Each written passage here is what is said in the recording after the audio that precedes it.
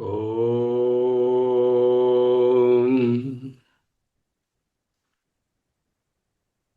ఓం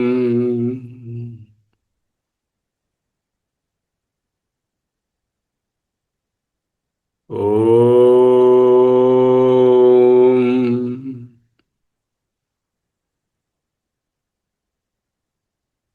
స్థిర సుఖమాసనం. అహమస్మి అహమస్మి అహమస్మి.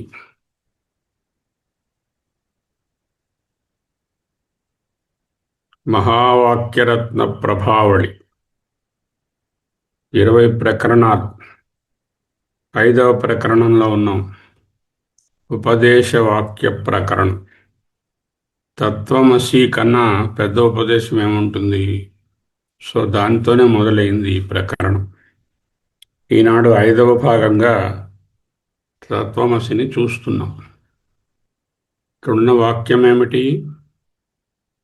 సయ ఏషో అణిమయేతదాత్మ్యమిదం సర్వం తత్సత్యం స ఆత్మా తత్వమసి శ్వేతకేతో సహాయః ఏషః అణిమః ఐతదాత్మ్యమిదం సర్వం తత్సత్యం స ఆత్మా తత్వం అసి శ్వేతకేతో. తత్పద విచారం ముగించాము. తత్పదాన్ని వాచ్యార్థంగా ఈశ్వరుడని, లక్ష్యార్థంగా నిరాకార నిర్గుణ పరబ్రహ్మమని నిర్ధారించాం. ఇప్పుడు త్వం పదాన్ని విచారం చేయాలి. జీవుని నుండి ప్రత్యేగాత్మ వరకు ప్రయాణం. తత్పద లక్ష్యార్థము నిరుపాధిక బ్రహ్మము. రెండవ ప్రశ్న, సహజంగా త్వం అనే పదము ఎవరిని సూచిస్తుంది? సాధారణంగా ఈ త్వం అనే పదము నీవు, యు అనేటటువంటి ఒక వ్యక్తిని సూచిస్తుంది. ఆ వ్యక్తి ఎవరు? శరీరంతో, మనస్సుతో, బుద్ధితో, వ్యక్తిత్వంతో, అనుభవాలతో, స్మృతులతో ప్యాకప్ అయిపోయి ఉన్నాడు వీడు, జీవి. మహావాక్యంలో కూడా ఇదే అర్థాన్ని నీవు అంటే జీవి, ఫలానా ఫలానా పర్సను, ఎస్విఆర్, నాగరత్నం అని తీసుకుంటే నీవే బ్రహ్మం అనే ఉపదేశము అసంభవము, వీలు పడదు. అందువలన తత్పదాన్ని స్వీకరించినట్లే త్వంపదాన్ని కూడా వాచ్యార్థాన్ని తెలుసుకొని అక్కడ నుంచి లక్ష్యార్థానికి తీసుకుని వెళ్ళాలి. వాచ్యార్థంలో త్వం అనగా దేహేంద్రియ మనోబుద్ధి అహంకార ఉపాధి విశిష్ట జీవుడు. విశిష్ట అంటే వాటితో కూడి ఉన్నటువంటి జీవుడు. దేహ, ఇంద్రియ, మన, బుద్ధి, అహంకార ఉపాధి విశిష్ట జీవుడు. మనోబుద్ధి అహంకార చిత్తాని నాహం. ఈ ఉపాధులు నేను కాదు అని తెలుసుకున్న జ్ఞాని యొక్క ఉపదేశం. అయితే నీవు అనగానే, త్వం అనగానే ఈ ఉపాధులతో ఉన్నవాడే తెలుస్తున్నాడు. జీవుడు ఎలా భావిస్తాడు? మనం అడగండి ఎవరినైనా, నువ్వెవరు? ఇదిగో నేను అని గుండె మీద చేయి వేసి గట్టిగా బాదుకొని మరీ చెప్తాం, ఈ శరీరమే నేను. ఈ జీవుడు జన్మించాడు, వృద్ధుడవుతున్నాడు, రోగాల పాల్పడ్డాడు, సుఖిస్తున్నాడు, దుఃఖిస్తున్నాడు, తెలుసుకుంటున్నాడు, మరచిపోతున్నాడు. మత్త స్మృతిర్జ్ఞానమపోహనంచ. స్మృతి, జ్ఞానము, అపోహ నీవు కాదురా, నీలో ఉన్నటువంటి నేనే చైతన్యమే సత్యం అనే ఈ జీవుడి భావాలన్నీ ఏమిటి? జీవుడికి చెందినవే, ఆత్మకు చెందినవి కావు. శంకరాచార్యులు ఈ స్థితికి ఒక పారిభాషిక పదం ఇచ్చారు, అధ్యాసజన్య జీవత్వం. మనందరం ఎందులో ఉన్నాము? అధ్యాసజన్య జీవత్వంలో ఉన్నాము. ఆత్మకు చెందని ధర్మాలను నా స్వరూప ఆత్మ ఏమిటి? ఆత్మ. దానికి చెందనటువంటి ధర్మాలను, దేహేంద్రియ మనోబుద్ధి అహంకార చిత్తములను ఆత్మపై ఆరోపించడం వలన జీవత్వం అనేది కనిపిస్తుంది. కాబట్టి జీవత్వం స్వరూప సిద్ధం కాదు, అవిద్య కల్పితం. ఈ అవిద్య ఎలా పనిచేస్తుందో గ్రహించడానికి ఉపనిషత్తులు ఏం చేస్తాయి? ఆత్మానాత్మ వివేకాన్ని ఉపదేశిస్తాయి. ఈ వివేకానికి అత్యంత వ్యవస్థీకృత రూపం ఏమిటి? వివేక చూడామణి, లేక తైత్రీయ ఉపనిషత్తులో పంచకోశ ప్రక్రియ, విద్యారణ్య స్వామి వారి పంచకోశ ప్రక్రియ, అవస్థాత్రయ ప్రక్రియ మాండూక్యంలో. అక్కడ శరీరం అన్నమయ కోశంగా, ప్రాణవ్యవస్థ ప్రాణమయ కోశంగా, సంకల్ప వికల్పాత్మకమైన మనస్సు మనోమయ కోశంగా, నిర్ణయ శక్తి కలిగిన దానిని విజ్ఞానమయ కోశంగా, కారణావస్థను ఆనందమయ కోశంగా బోధించారు తైత్రీయంలో. ఈ 5 కోశాలలో ఏది ఆత్మ కాదని ఉపనిషత్తు క్రమక్రమంగా వాటిని నిరాకరించి నిరూపిస్తుంది. కారణం చాలా స్పష్టం. ఎందుకు అవి కాదన్నది? అవి తెలిసేవి, మార్పులకు లోబడేవి, స్వతంత్రం కానివి, పరతంత్రమై ఆధారితమైనవి. అంటే ఏదైనా తెలుస్తోందా? అది ఆత్మ కాదు, అది నీవు కాదు. ఏదైనా మారుతోందా? అది నీవు కాదు. ఏదైతే డిపెండెంటో ఇండిపెండెంట్ కాదో అది నీవు కాదు. మరి కనపడుతున్నాయి, అవన్నీ కనిపిస్తాయి. కనిపించడం అంటే వ్యవహారంగా ఉంటాయి, పారమార్థికంగా ఉండవు.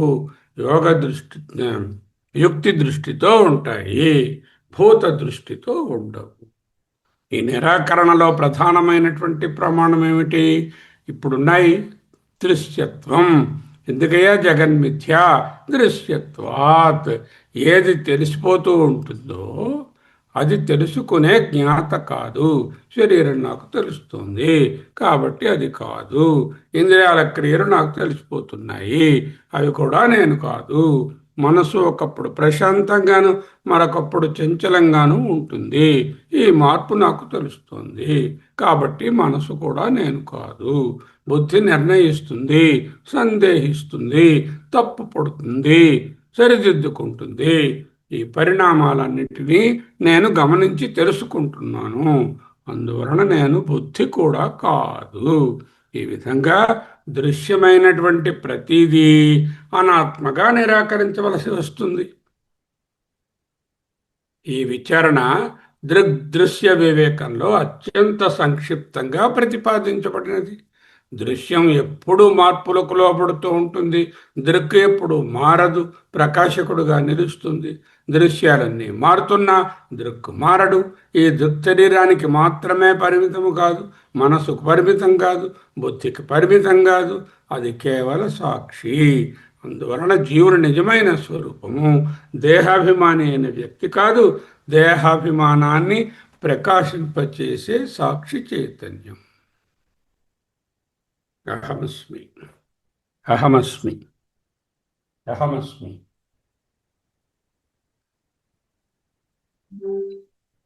ఈ సాక్షి చైతన్యాన్ని మరింత నిశ్చయంగా గ్రహించడానికి మాండూక్యోపనిషత్తు అవస్థాత్రయ విచారాన్ని ఆగమ ప్రకరణంలో వివరించింది.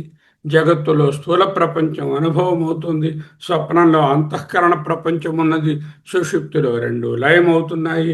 అయినప్పటికీ ఈ 3 అవస్థల గురించి నేను బాగా నిద్రపోయాను, నేను కలగన్నాను, నేను ఇప్పుడు మేల్కొని ఉన్నాను అని చెప్పే సాక్షి ఒకడు ఉన్నాడు. జగత్తు మారుతుంది, స్వప్నం మారుతుంది, సుషుప్తి ముగుస్తుంది. కానీ ఈ 3 అవస్థలను అనుభవించినట్లు తెలుసుకునే చైతన్యము మారదు. మారే సర్వాన్ని సాక్షిగా దర్శిస్తున్న చైతన్యమే, మారని చైతన్యమే నేను. కాబట్టి అసలు అవస్థలు నేను కాదు, వాటి సాక్షియే నా స్వరూపం. సాక్షి అహం. న భూమిర్న తేజో న వాయు న ఖం నేంద్రియం వా నతేషాం సమూపః. అక్కడ అత్యంత సూక్ష్మమైన విషయాన్ని గమనించాలి.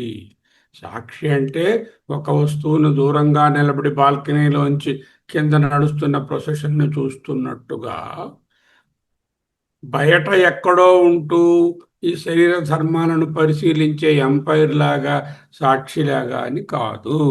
ఏ అనుభవంలోనూ పాల్గొకుండా అన్ని అనుభవాలకు తానే ప్రకాశకుడి ఉన్నటువంటి సర్వవ్యాపక చైతన్యాన్ని సాక్షి అని చెప్తున్నాం. భూమిపై జరిగే సకల కార్యాలలో సూర్యుడు ప్రకాశింపజేస్తాడు. ఆయన ప్రకాశంలోనే అన్నీ జరుగుతున్నాయి. కానీ ఆయన వేటితోనూ లిప్తుడు కాడు. అదేవిధంగా సాక్షి చైతన్యం కర్మలకు కర్త కాదు, అనుభవాలకు భోక్త కాదు. కానీ కర్తృత్వ, భోక్తృత్వ, జ్ఞాతృత్వం అన్నీ ఆ చైతన్యంలోనే ప్రకాశిస్తున్నాయి. భగవద్గీత ఏముంది? ఉపద్రష్ట అనుమంత చ భర్త భోక్త మహేశ్వర. 13:23లో చైతన్యం ఎటువంటిదిట? ఉపద్రష్ట, అనుమంత, భర్త, భోక్త, మహేశ్వర. ఇక్కడ ఉపద్రష్ట అనే పదము మనకు ఇంపార్టెంట్. ఉపద్రష్ట అంటే సాక్షి, ఆన్లుకర్. ఈ సాక్షి నిజానికి వ్యక్తిగత జీవుడు కాదు, ప్రతి శరీరంలోనూ ప్రత్యేగాత్మగా ప్రకాశిస్తున్న చైతన్యం. ఇదే కారణంగా ముందుగా క్షేత్రజ్ఞం చాపి మాం విత్తి సర్వక్షేత్రేషు అని చెప్పి ఈ ఉపద్రష్ట అని బోధించింది. ఇప్పుడు త్వంపద లక్ష్యార్థం క్రమంగా స్పష్టమవుతోంది. ఏమిటి స్పష్టమైంది? దేహం కాదు, ఇంద్రియాలు కాదు, ప్రాణం కాదు, మనస్సు కాదు, బుద్ధి కాదు, అహంకారం కాదు, అనుభవాలు కాదు, అహమ్మమ కాదు, ద్వంద్వాలు కాదు.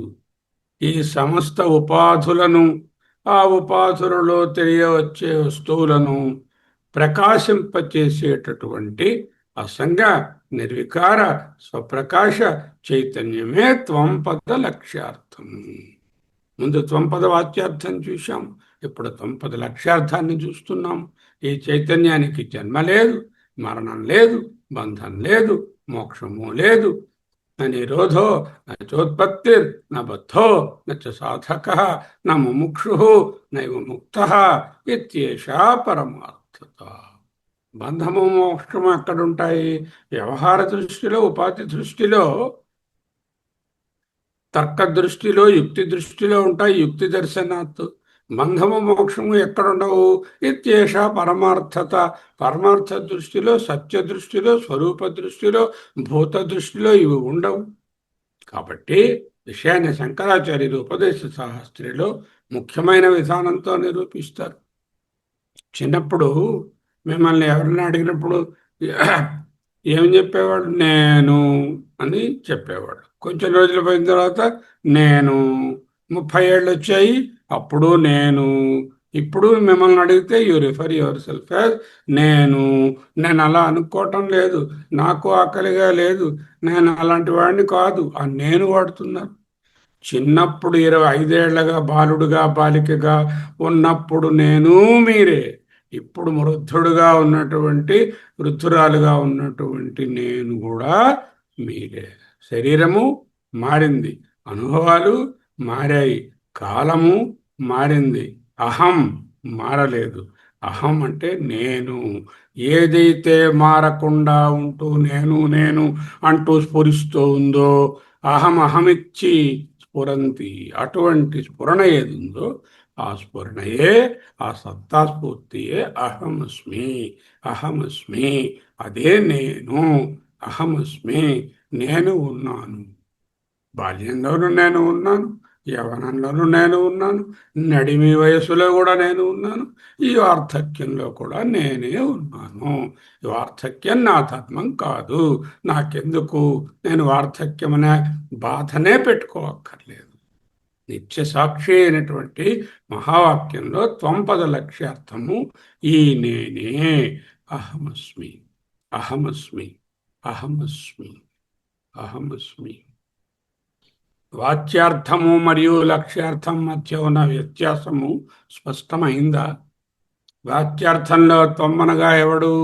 దేహాధ్యాసవశాత్తు పరిమితుడైనటువంటి జీవుడు. లక్ష్యార్థంలో త్వమనగా ఉపాధులన్నిటికీ మించి సాక్షిగా ఉన్నటువంటి ప్రత్యేగాత్మ. వాచ్యార్థంలో అల్పజ్ఞత్వం, కర్తృత్వం, భోక్తృత్వం, నామరూపాలు, పొజిషను, డబ్బు, దశకం, అనుభవాలు, సంబంధాలు ఉన్నాయి. లక్ష్యార్థంలో ఇవి ఏవీ లేవు. వాచ్యార్థం అవిద్యా కల్పితం, లక్ష్యార్థం స్వరూప సిద్ధం. ఈ విధంగా తత్పదం మాయా ఉపాధిని అధిగమించి నిరుపాధిక బ్రహ్మాన్ని సూచించినట్లే త్వం పదము దేహాది ఉపాధులను అధిగమించి ప్రత్యేగాత్మను సూచిస్తుంది. ఈ రెండు పదాల లక్ష్యార్థాలలో ఉపాధి విశేషాలు పూర్తిగా తొలగించిన తరువాత మిగిలేది ఒకే ఒక అఖండ చైతన్యం. అయితే ఈ అభేదాన్ని ప్రకటించేది ఇంకా తత్ అని కానీ త్వం కానీ అనక్కరలేదు. ఎందుకు? ఈశ్వరుని యొక్క మాయోపాధిని తొలగిస్తే అది ఆ తత్పదార్థము చైతన్యమే. ఈ జీవుని యొక్క మాయోపాధిని తొలగిస్తే ఈ త్వం పదార్థము చైతన్యమే. ఆ కార్యాన్ని నిర్వర్తించేది మూడవ పదమైన అసి. అదే ఇది, ఇదే అది, తత్వమసి. అందువలన ఇప్పుడు విచారణ సహజంగా అసి పదంపై కేంద్రీకరించవుతుంది. అంటే తత్పద విచారము, వాచ్యార్థము, లక్ష్యార్థము చూశాం. త్వం పద విచారంలో వాచ్యార్థము, లక్ష్యార్థము చూశాము. రెండూ చైతన్య స్వరూపమే అని తెలుసుకున్నాము. ఉపాధులను ప్రక్కకు పెట్టాము. అసి అనే పదము లోతుగా వివరించవలసి ఉన్నది. అసి అనేది ఒక సింపుల్ వెర్బ్ కాదు, దాంట్లో ఎంతో అర్థము ఇమిడి ఉన్నది. మహావాక్యంలోని మొదటి రెండు పదాలు తత్వము పదాల విచారణ ఒక ముఖ్యమైన విషయం స్పష్టమైంది. తత్పద వాచ్యార్థంగా మాయా ఉపాధి విశిష్టమైన ఈశ్వరుని సూచిస్తుంది. త్వంపద వాచ్యార్థంగా దేహేంద్రియ మనోబుద్ధ్యుపాధుల పరిచ్ఛిన్నుడైన జీవుని సూచిస్తుంది. ఈ రెండు పదాలకు వాటి ప్రత్యక్షార్థాలను స్వీకరించినట్లయితే అసి అనే పదం ద్వారా ఉపనిషత్తు ప్రకటించినటువంటి అభేదము అసంభవం.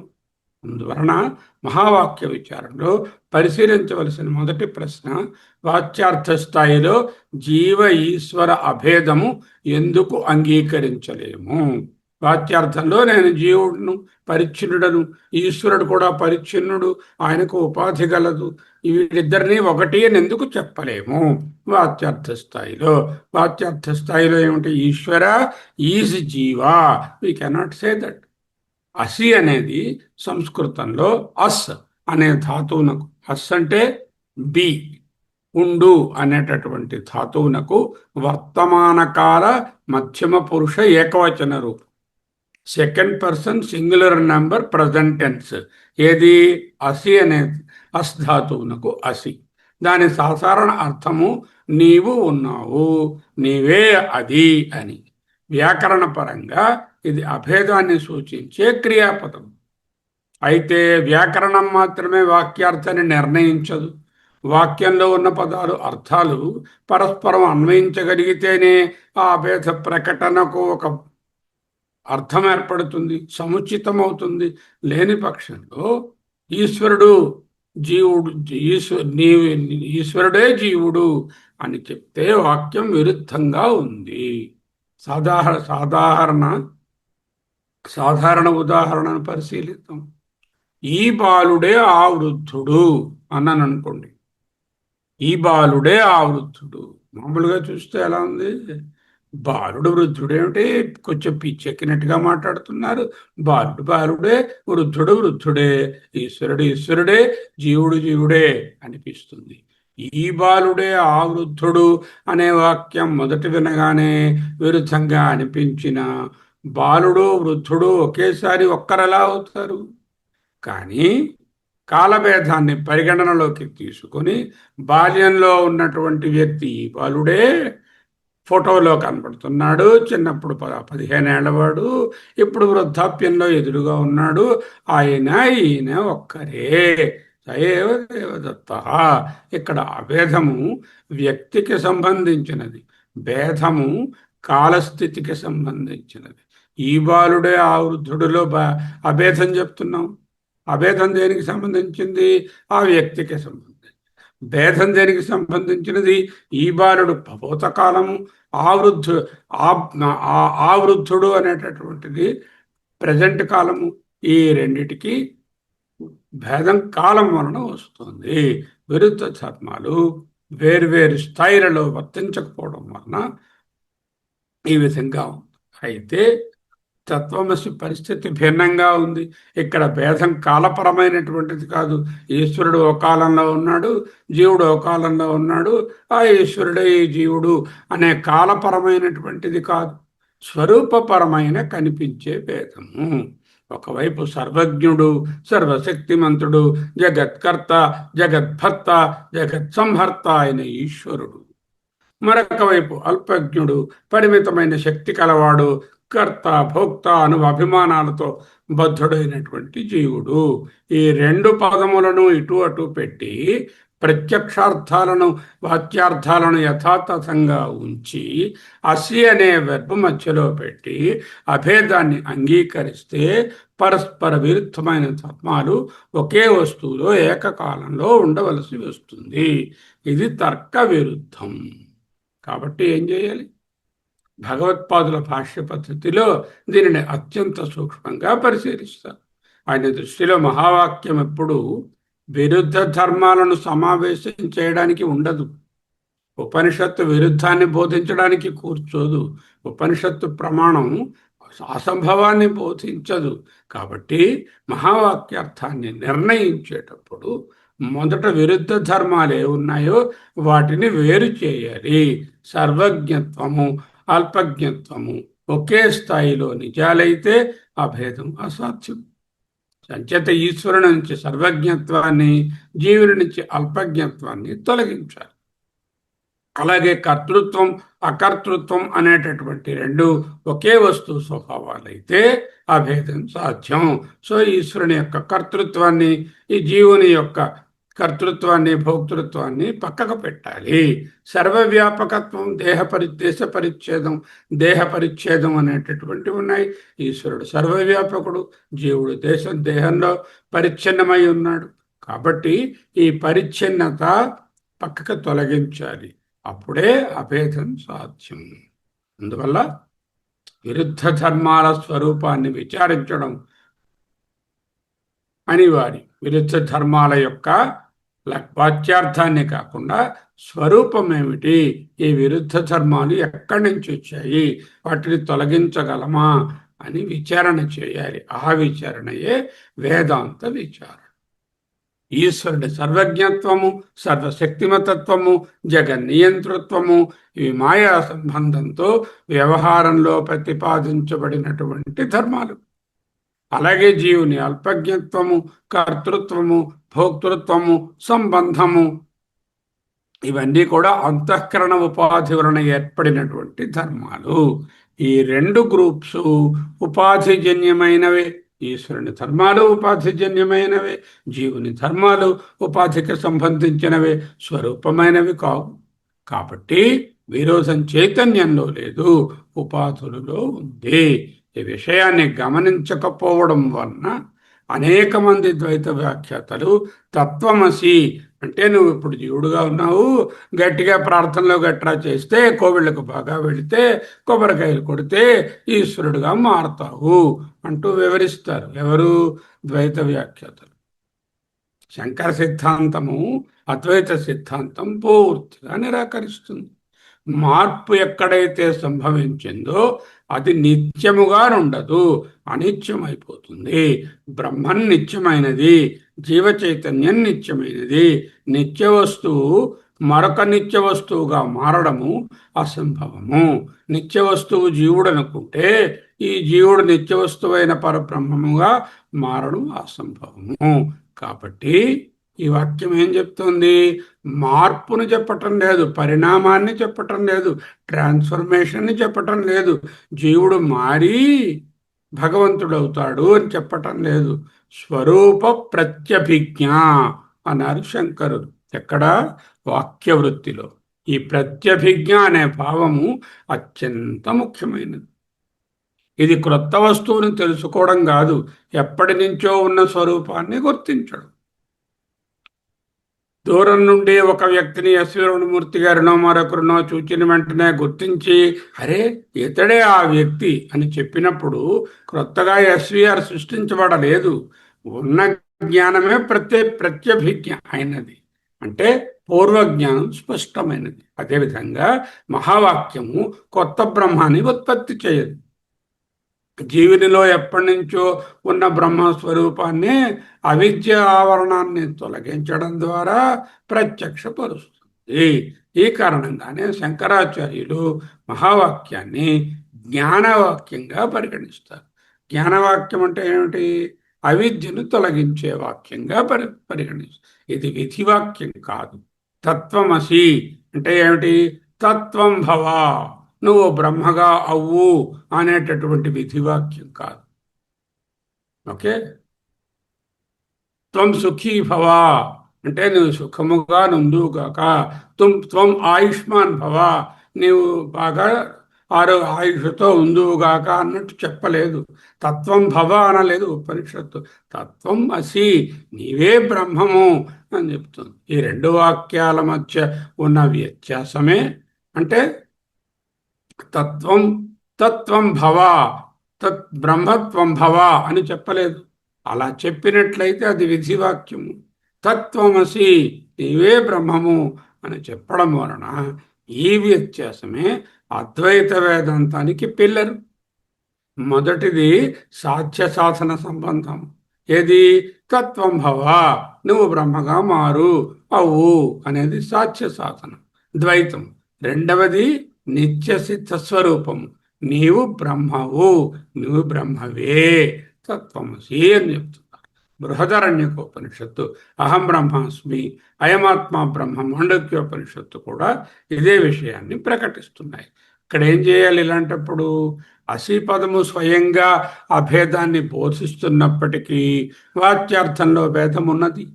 వాచ్యార్థంలో అభేదం చెప్పలేము.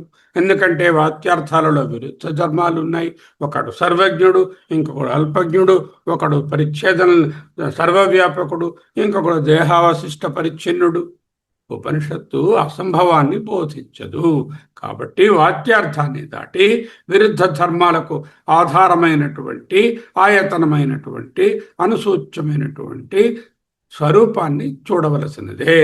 ఈ అవసరమే మన ఆచార్యుల చేత భాగత్యాగ లక్షణము అనే లక్షణావృత్తిగా వ్యాఖ్యాన పద్ధతిగా వ్యవస్థీకరించబడినది. భాగత్యాగ లక్షణము తెలుగులో. సంస్కృతంలో జగద్ లక్షణం, జగదజహల్ లక్షణం. జగదజహల్ లక్షణం అన్న భాగత్యాగ లక్షణం అన్న ఒకటే. దానిని మనము స్పష్టంగా వివరించుకోవాలి. జీవుడు ఈశ్వరుడు కాడు, ఈశ్వరుడు జీవుడు కాడు. ఇది స్పష్టంగా అందరికీ అర్థమవుతూనే ఉంది. Are you Ishwara? What are you talking? I'm alpajna, Ishwara is sarvajna. I'm not Ishwara. Is Ishwara jiva? How can the sarvavyapaka Ishwara be conditioned this body? Ishwara is not jiva. వాచ్యార్థ స్థాయిలో ఈ రెండు అసత్యం, సరిపడవు. కానీ వాచ్యార్థ భేదము మహావాక్యానికి అంతిమ నిర్ణయం కాదు. ఎందుకంటే భేదం ఉపాధులలో ఉంది, ఉపాధి అధిష్టానమైన చైతన్యంలో లేదు. అదే భాగత్యాగ లక్షణం అనే వ్యాఖ్యాన పద్ధతిగా తదుపరి భాగంలో వ్యవస్థీకృతం చేయబడుతుంది. సోమవారం నాడు భాగత్యాగ లక్షణాన్ని పరిశీలిస్తాం. తత్వమసి, తత్వమసి, తత్వమసి. అయం బ్రహ్మ, అయం ఆత్మా బ్రహ్మ, అయం ఆత్మా బ్రహ్మ, అయం ఆత్మా బ్రహ్మ. అహం బ్రహ్మాస్మి, అహం బ్రహ్మాస్మి, అహం బ్రహ్మాస్మి. అహం అంటే బ్రహ్మ, బ్రహ్మ అంటే అహం. అప్పుడు రెండు పదాలు ఎందుకు? అహమస్మి, అహమస్మి, అహమస్మి. అహం అనగానే ఎవరు? నేను. నేనంటే ఎవరు? ఈ శరీర ఉపాధులు కాదు. అప్పుడు నేనంటే ఏమిటి? చైతన్య స్వరూపం. బ్రహ్మ అంటే ఏమిటి? ఉపాధి సహితమైన ఈశ్వరుడు కాడు, నిరుపాధిక బ్రహ్మము, చైతన్యము. చైతన్యం చైతన్యము అసి అని ఉంది. అహం బ్రహ్మాస్మి అంటే చైతన్యమైన నేను చైతన్యమైన బ్రహ్మ అయి ఉన్నాను. రెండు చైతన్యాలు ఎందుకు రాయడం? రెండు లేవుగా, ఒకటే ఉంది. అహమస్మి, అహమస్మి. ఇంకా సింపుల్గా అహమేవాహం, నేను నేనే, నేను నేనే. అంటే ఒక బ్రహ్మ అనే పదాన్ని అహంతో మార్చాం. బ్రహ్మ బ్రహ్మయే అని చెప్తే ఎక్కడో ఉందనుకుంటాం. నేను నేనే అంటే అర్థమైపోయింది. అహమస్మి, అహమేవాహం, అహమేవాహం, అహమేవాహం, అహమస్మి. స్వస్తి.